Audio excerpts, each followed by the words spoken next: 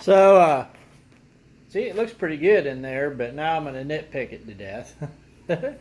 Anyway, so again, I had another video. I don't know if I'll post it or if Facebook will let me or my bandwidth will let me. Beautiful day. It looks like it's going to rain.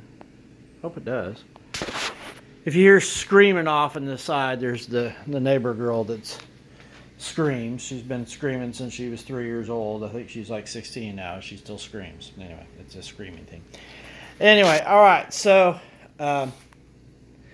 again, first foray into epoxy. A few things I'm really not happy about at all.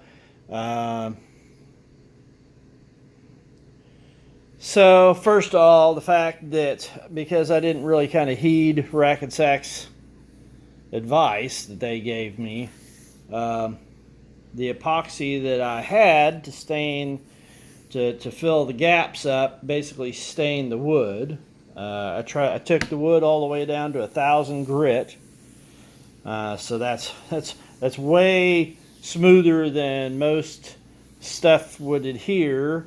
Hoping to try to get all that down, but it is what it is. Unfortunately, well, I gotta hit it all with the belt sander at least one more time before I actually put the final finish on, so maybe it'll come off at that point. But I sat here with 50 grit for quite a while trying to get that stain off.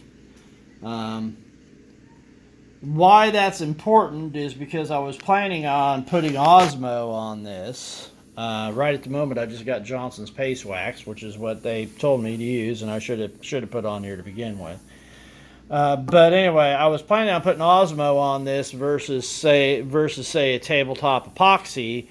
But if I can't get those stains out, I may not have any other choice but to put tabletop epoxy on here, just so it will soak in and match the stain, I guess.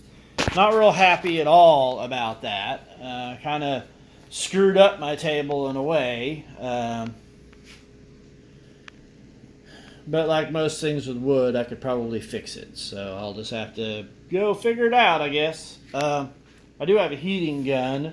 Maybe I can just heat it up to 700 degrees or something. Of course, I've got this Johnson Paste Wax in here. It might just ignite the whole table. The other thing, of course, because I was trying to get rid of the stains, I essentially just undid everything that I did yesterday, which was trying to fill the gaps. Most of the gaps actually stayed, but you can see some of the little pinholes, some of those little white spots right there are where there were gaps that got filled. But after sanding, I made little pit holes, and they filled full of sawdust, real fine sawdust. So that's not making me happy either. Also, because you can kind of see it for sure when you go around this way. Also, because I was trying to sand the epoxy down, of course, on some of your softer wood, which is that piece of walnut. So the bow ties themselves, well, you can't really see there because of the sun. But anyway, they've all been made divots. So I will have to hit it with with my belt sander again at some point to take it down a 1/16 inch and get rid of all the divots. So not real thrilled about all that, but oh well. It is, ain't nothing you can do about it. I can't hit the undo button. So, this is really pisses me off, but oh well. Again, I don't know how to fix it. So, there's the screaming. Anyway, so that's kind of where I'm at. I may do, I got to fill in some red here. For the Paduke.